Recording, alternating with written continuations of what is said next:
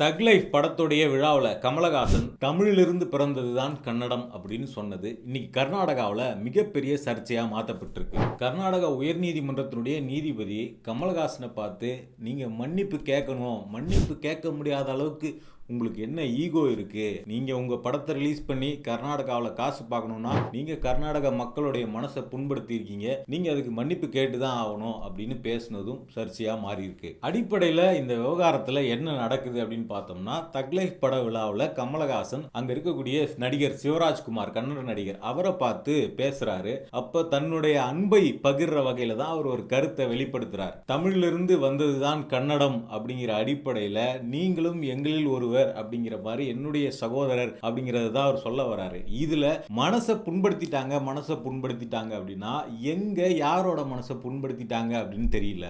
கமலஹாசன் ஒரு வேளை கன்னடம்லாம் ஒரு மொழியே கிடையாது, தமிழ்ல இருக்கிற அளவுக்கு கன்னடத்துல எல்லாம் ஒண்ணுமே கிடையாது, கன்னடம் ஒரு வேஸ்ட் அப்படியெல்லாம் சொல்லியிருந்தாருன்னா ஓகே, கமலஹாசன் கன்னட மக்களுடைய மனதை புண்படுத்திட்டார், கன்னட மொழியை இழிவுபடுத்திட்டார், அதனால கமலஹாசன் மன்னிப்பு கேட்கணும் அப்படின்னு சொல்றதுல ஒரு நியாயமோ அறமோ இருக்க முடியும். ஒரு சகோதரத்துவத்தின் அடிப்படையில் கமலஹாசனுக்கு ஒரு கருத்து இருக்குது. அந்த கருத்து தமிழ் கன்னடத்திற்கு முன்னாடி வந்த மொழி, தமிழில் இருந்து கன்னடம் வந்தது, அது நாங்கள் இருவரும் சகோதர மொழிகள், தாங்கள் இருவருமே திராவிட மொழிகள் அப்படிங்கிற அடிப்படையில் அவர் சிவராஜ்குமாரை பார்த்து நீங்களும் நாங்களும் ஒண்ணுதான் அப்படிங்கறத சொல்ல வராரு. இதை எப்படி புண்படுத்தி விட்டதா சொல்ல முடியும்? கமலஹாசனுடைய கருத்து சரியா தவறா, இல்ல தமிழிலிருந்து கன்னடம் வந்ததா இல்லையான்னு மறுக்கிறதுக்கு யாருக்கு வேண்டா உரிமை இருக்கு. இன்னைக்கு கன்னட ரக்ஷண வேதிகை அப்படிங்கிற ஒரு அமைப்பு தான் இந்த பிரச்சனையை ஆரம்பத்திலிருந்து துவக்கி பண்ணிக்கிட்டு இருக்காங்க. இந்த அமைப்பு யாருன்னு பார்த்தோம்னா 2016 கர்நாடகாவில் தமிழர்கள்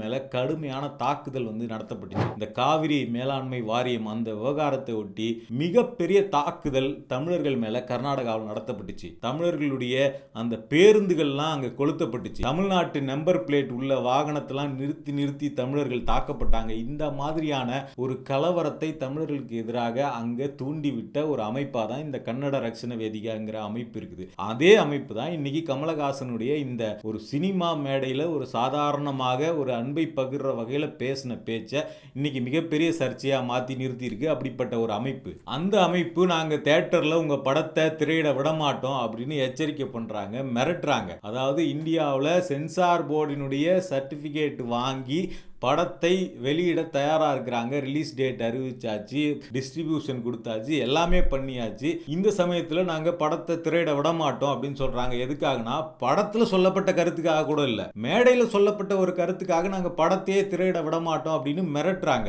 இது ஒரு அராஜகமான மிரட்டல். இந்த அராஜகத்தை எதிர்த்து கர்நாடகா உயர்நீதிமன்றத்தில் மனு போடப்படுது கமலஹாசன் தரப்புல இருந்து. அதுல எங்களுக்கு போலீஸ் ப்ரொடெக்ஷன் தேவைன்னு கேட்கறாங்க. அதுக்கு தான் நீதிபதி என்ன சொல்லியிருக்காருன்னா, நீங்க கன்னட மக்கள் மனசை புண்படுத்துற மாதிரி பேசுவீங்க, ஆனா உங்களால மன்னிப்பு கேட்க முடியாதா, கன்னட மக்களுடைய பணம் மட்டும் தேவையாங்கிற மாதிரி அவர் பல கேள்விகளை கேட்டிருக்காரு. அடிப்படையில் இந்த விவகாரத்துல பாதுகாப்பு கொடுக்க முடியும் இல்ல கொடுக்க முடியாது அப்படிங்கிறதுக்கான காரணத்தை கர்நாடக அரசு தரப்பிலிருந்து விளக்கம் கேட்டு அதுக்கு பிறகு ஒரு நீதிமன்றம் முடிவெடுக்கலாம். ஆனா எடுப்பிலேயே கமலஹாசன் பேசியது கன்னட மக்களின் மனசை புண்படுத்துகிறது. அதுவும் இல்லாம நீங்க ஒரு மொழியியல் ஆய்வாளரா அப்படின்னு கேட்டு நீங்க மன்னிப்பு கேட்டாகணும் அப்படின்னு சொல்றது எந்த வகையில ஒரு சரியான நீதியாக இருக்க முடியும் அப்படிங்கிற கேள்விதான் இன்னைக்கு தமிழ்நாட்டிலிருந்து, தமிழ்நாட்டு அரசியல் தரப்புல இருந்து எழுப்பப்படுது. அது மட்டும் இல்லாம தமிழ்நாட்டிலிருந்து பல வரலாற்று அறிஞர்கள், ஆய்வாளர்கள் தமிழ் இந்த திராவிட மொழி குடும்பத்தின் தாய்மொழியாக இருந்திருக்கிறது அப்படின்னு பல ஆய்வுகளை இங்க மொழியியல் ஆய்வாளர்கள் வெளியிட்டிருக்காங்க. அந்த அடிப்படையில் தமிழ்நாட்டில் இருக்கக்கூடிய பெரும்பான்மை மக்களுக்கு தமிழ் தான் திராவிட குடும்பத்தினுடைய, திராவிட மொழி குடும்பத்தினுடைய மூத்த மொழி, தாய்மொழி அப்படிங்கிற நம்பிக்கை தமிழ்நாட்டு மக்களுக்கு இருக்கு. அது தவறு அப்படின்னா மொழியியல் ஆய்வாளர்களை வச்சு அது தவறுன்னு ப்ரூவ் பண்ண வேண்டிய இடத்துல அதை எதிர்க்கிறவர்களுக்கு, மறுக்கிறவர்களுக்கு அந்த பொறுப்பு இருக்குது. ஆனா அதை விட்டுட்டு நீங்க மன்னிப்பு தான் கேட்க வேண்டும், நீங்க பேசுனது தவறு, நீங்க மனதை புண்படுத்தி விட்டீர்கள் அப்படின்னா இது எந்த வகையில சரியா இருக்க முடியும்? கமல் சொன்னது தவறு அப்படின்னு கண்டிக்கிறதுக்கு கூட கன்னட ரக்ஷண வேதிகை போன்ற அமைப்புகளுக்கு உரிமை இருக்குது. ஏன்னா அவங்களுடைய தாய்மொழி, எங்கள் தாய்மொழி தான் தமிழை விட மூத்த மொழி, இதை நாங்கள் நிரூபிக்க முடியும், இது தவறான கருத்து, கமலஹாசனை நாங்கள் கண்டிக்கிறோம்னு சொல்றதுக்கு கூட கன்னட ரக்ஷண வேதிகை போன்ற அமைப்புகளுக்கு உரிமை இருக்குது. அது மட்டும் இல்லாம கமலஹாசன் இப்படிப்பட்ட கருத்தை சொல்லிட்டாரு, இதை நாங்க பாய்காட் பண்ண சொல்லி கன்னட மக்களே கமலஹாசனின் படத்தை புறக்கணியுங்கள் அப்படின்னு சொல்லி பிரச்சாரம் பண்றதுக்கு கூட கன்னட ரக்ஷண வேதிகை மாதிரியான அமைப்புகளுக்கு இங்க உரிமை இருக்கு. ஆனா கமலஹாசனின் படத்தை திரையிட விடமாட்டோம் அப்படின்னு மிரட்டுறதுக்கோ, கமலஹாசன் மன்னிப்பு கேட்டாகணும் அப்படின்னு மிரட்டுறதுக்கோ இங்க யாருக்கும் உரிமை கிடையாது. இப்ப தமிழிலிருந்து பிறந்ததுதான் கன்னடம் அப்படின்னு கமலஹாசன் சொன்னது கன்னட மக்களின் மனதை புண்படுத்தி விட்டது அப்படின்னு இந்த ரக்ஷண வேதிகை மாதிரியான அமைப்புகள் சொல்வது உண்மையாக இருந்தா, அமித்ஷா சமஸ்கிருதம் தான் இந்தியாவின் உள்ள அனைத்து மொழிகளின் தாய்மொழின்னு இந்தியாவின் உள்துறை அமைச்சர் அமித்ஷா பேசியிருக்கார். சங்கராச்சாரியார்கள் பலர் சொல்லியிருக்காங்க சமஸ்கிருதம் தான் இந்தியாவின் மூத்த மொழி தாய்மொழின்னு. அப்பெல்லாம் சமஸ்கிருதத்திலிருந்து வந்தது கன்னடம் அப்படின்னு அமித்ஷா சொன்னதுனால கன்னட மக்களின் மனசு புண்பட்டுடுச்சு. இனிமே அமித்ஷாவை நாங்கள் கர்நாடகாவுக்குள் அனுமதிக்க மாட்டோம் அப்படின்னு யாராவது இங்க சொல்லியிருக்காங்களா? இல்ல அமித்ஷா கன்னட மக்களிடம் மன்னிப்பு கேட்க வேண்டும் அப்படின்னு யாராவது சொல்லியிருக்காங்களா? இல்ல அமித்ஷாவை சேர்ந்த கட்சியான பாஜகவை நாங்க கர்நாடகாவில் இனிமே விடவே மாட்டோம், அனுமதிக்க மாட்டோம், பாஜகவே கர்நாடகாவில் இருந்து வெளியேறு அப்படின்னு யாராவது இங்க பேசியிருக்காங்களா? அப்பெல்லாம் யாருக்கும் மனசு புண்படலையா? சமஸ்கிருதம் தான் இந்தியாவின் தாய்மொழி அப்படின்னு சொல்லும்போது கர்நாடகாவில் இருக்கக்கூடிய எத்தனை கோயில்களுக்குள்ள அர்ச்சனை மொழியாக கன்னடம் இருக்கு. ஏன் அந்த கோயில்களுக்குள்ளெல்லாம் அர்ச்சனை மொழியாக கன்னடம் நுழைய முடியல? திராவிட மொழிகள் எல்லாம் நீச பாஷை அப்படிங்கிற பிரச்சாரம் இங்க பல நூற்றாண்டுகளா நடந்துட்டு வந்ததே, அப்பெல்லாம் இங்க யாருடைய மனசும் புண்படலையா?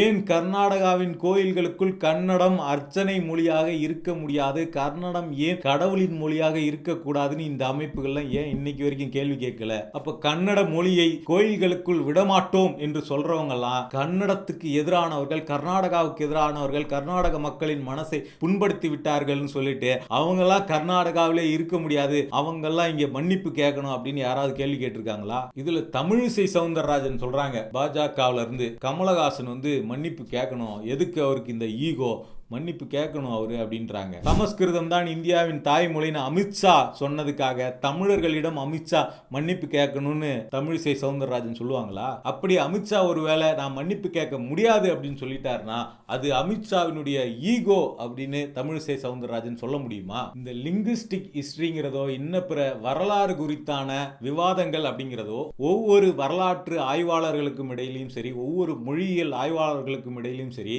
வேறுபாடுகள் நிச்சயமா இருக்கும்.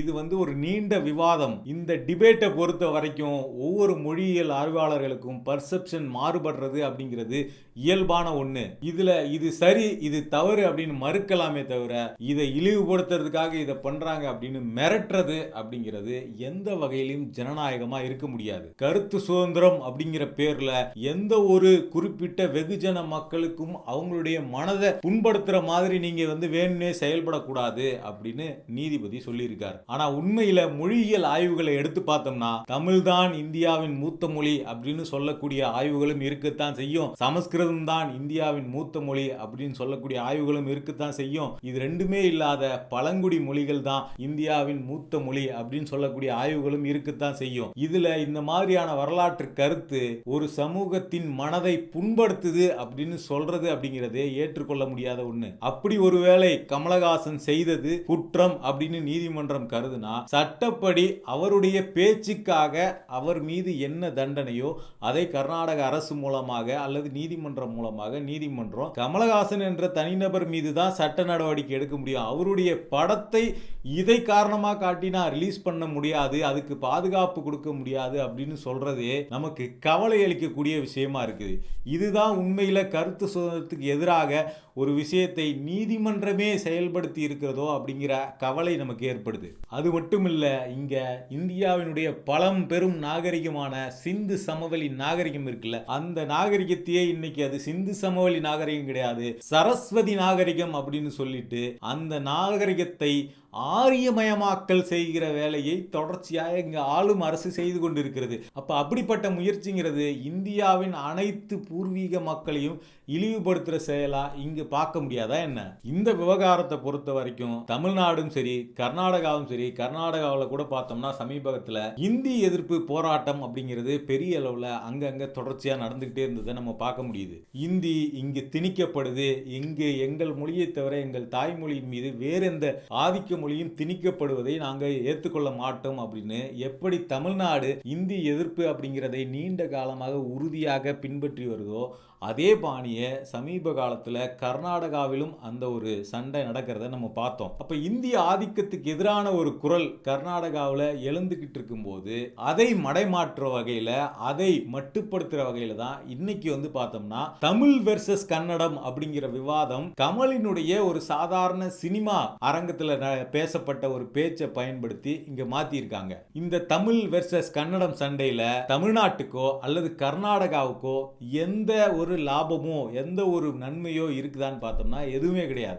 தமிழ்நாடும் கர்நாடகாவும் ஒன்றிணைந்து நிற்க வேண்டிய காலகட்டத்தில் இருக்கிறாங்க. ஏன் அப்படின்னா சமீபத்தில் கூட பார்த்தோம்னா இந்த டீலிமிட்டேஷன் அப்படிங்கிற இந்த தொகுதி மறுவரையறை நடவடிக்கை மூலமா தமிழ்நாடும் கர்நாடகாவும் சேர்ந்தே தான் பாதிக்கப்பட போகுது. அதே மாதிரி இங்க நிதி பகிர்வு, பினான்ஸ் கமிஷன் மூலமா நிதி பகிர்வு பிரிச்சு கொடுக்கப்படுறதுல தமிழ்நாட்டுக்கு 28 பைசானா கர்நாடகாவுக்கும் அதே வகையில குறைவான பணம் தான் பிரித்து கொடுக்கப்படுது. இந்த நிதி பகிர்விலும் தமிழ்நாடு கர்நாடகா இரண்டுமே பாதிக்கப்படக்கூடிய மாநிலங்களா இருக்கு. இதனாலதான் பார்த்தோம்னா சமீபத்தில் தென் மாநிலங்களினுடைய அனைத்து கட்சிகளும் அனைத்து அரசுகளும் சேர்ந்து கூட்டத்தை தமிழ்நாட்டில் போட்டு நாங்க டீலிமிட்டேஷனை எதிர்க்கிறோம் அப்படிங்கிற ஒற்றை கருத்தை முன் வச்சாங்க. இப்ப இந்த ஒற்றுமை, இந்த ஒற்றை கருத்து தேவையா இருக்கக்கூடிய சூழல்ல இந்த ஒற்றுமையை விரும்பாத சக்திகள், குறிப்பா இந்த கன்னட ரட்சண வேதிகை மாதிரியான அமைப்புகள் என்ன பண்ணிருக்காங்கன்னா இந்த ஒரு சினிமா பேச்சை மையப்படுத்தி இதை தமிழ்நாட்டுக்கும் கர்நாடகாவுக்குமான சண்டையாக மாற்றுவதற்கான அடித்தளத்தை போட்டிருக்காங்க. இந்த விவகாரத்தை முளையிலேயே கிள்ளி எறிய வேண்டிய நீதிமன்றமும் என்ன பண்ணிருக்கு அப்படின்னா இதை இன்னும் சிக்கலுக்குரிய விஷயமா மாத்தி இருக்கோ அப்படிங்கிற கவலை தான் நமக்கு எழுந்திருக்கு. உண்மையில கமல் எப்படிப்பட்ட நபர் அப்படின்னு பார்த்தோம்னா இங்க தென்னிந்திய நடிகர் சங்கம், அதாவது கர்நாடகாவிலலாம் கன்னட நடிகர் சங்கம்னு வச்சிருக்காங்க. அது என்ன தமிழ்நாட்டுக்கு மட்டும் தென்னிந்திய நடிகர் சங்கம்னு வச்சிருக்கீங்க, இதை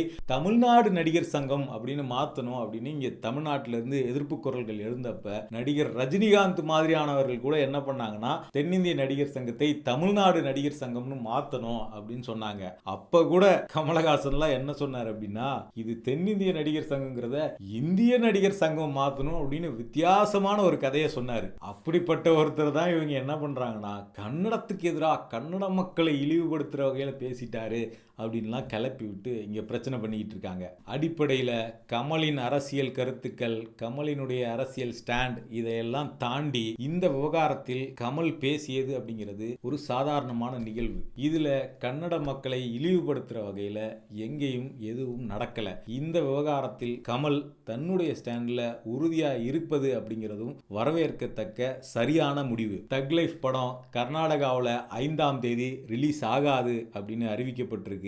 இந்த நேரத்தில் தமிழ் மொழி, தமிழ் உரிமை அப்படிங்கிற அடிப்படையில் மட்டும் இல்ல, கருத்துரிமை அப்படிங்கிற அடிப்படையிலும் நாம் கமலஹாசனோடு துணை நிற்க வேண்டிய அவசியம் இருக்கு.